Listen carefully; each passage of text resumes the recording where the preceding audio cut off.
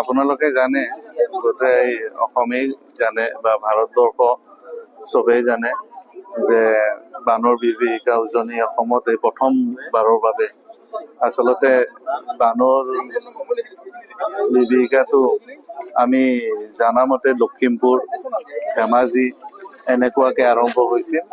কিন্তু এতিয়া এই প্ৰথমৰ বাৰৰ বাবে আমাৰ শিৱসাগৰ, সোণাৰী, যোৰহাট, গোলাঘাট, চৰাইদেউ এই 4-5খন যি জিলা, এই জিলাত একেবাৰে আতংকময় এটা পৰিৱেশ, যিটো অভাৱনীয়, কোনো ভাবিব নোৱাৰা এটা অৱস্থা।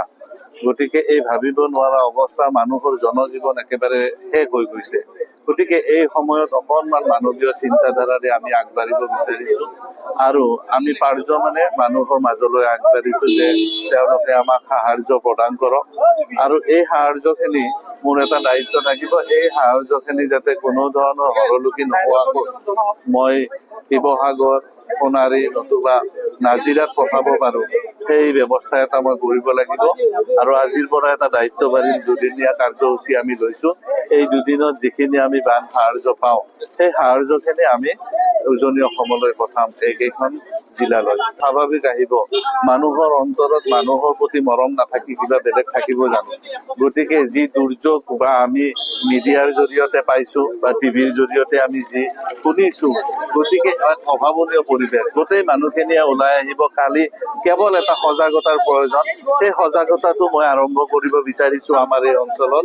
ইতিমধ্যে কিছুমান দল সংগঠনে আৰম্ভ কৰিছে, কিন্তু মই অলপ বিশেষ ধৰণে সজাগতা সৃষ্টি কৰিব বিচাৰিছো, যি সজাগতাৰ জৰিয়তে সকলো মানুহে আমাৰ অঞ্চলৰ ওলাই আহে, পাৰ্য সহায়ৰ হাত আগবঢ়ায়, বানপীড়িত সকলক যাতে ভৱিষ্যতে পুনৰ সংস্থাপন কৰিব পৰা যায়, তাৰ ব্যৱস্থা আমাৰ ৰাইজে কৰিব। আমি 29 তাৰিখে ৰাতিপুৱা ইয়াৰ পৰা সামগ্ৰীখিনি লৈ যোৱাৰ ব্যৱস্থা কৰিম। আপুনি কোনটো দিশ চাব মেইনলি? কিন্তু আপোনাৰ বহুত সামাজিক মাধ্যমত এনেকুৱা বেয়া এটা চৰ্চাও চলিছে যে এইবিলাক হৰলুকি হৈ আছে বা তেনেকুৱা বহুত বিভিন্ন ধৰণে এইটো নিগেটিভ চিন্তা এতিয়া আহিব নালাগে। জাতি, বৰ্ণ, ভাষা নিৰ্বিশেষে সকলোকে আমি এতিয়া বিশ্বাসত ল'ব লাগিব। জাতি, ধৰ্ম, ভাষা নিৰ্বিশেষে কোনো ৰাজনীতি হ'ব নালাগে। ৰাজনীতিৰ বাহিৰত কাম কৰক, আটাইয়ে সৰ্বদলীয় চিন্তাৰে আগবাঢ়ক। অন্যথা কিন্তু আমি সমাজখন ৰাখিব নোৱাৰি। এই দুৰ্গম অৱস্থাত যদি আমি এনেকুৱা চিন্তা কৰো, তেতিয়াহ'লে কিন্তু কোনেও আগবাঢ়ি নাহিব এটা সময়ত।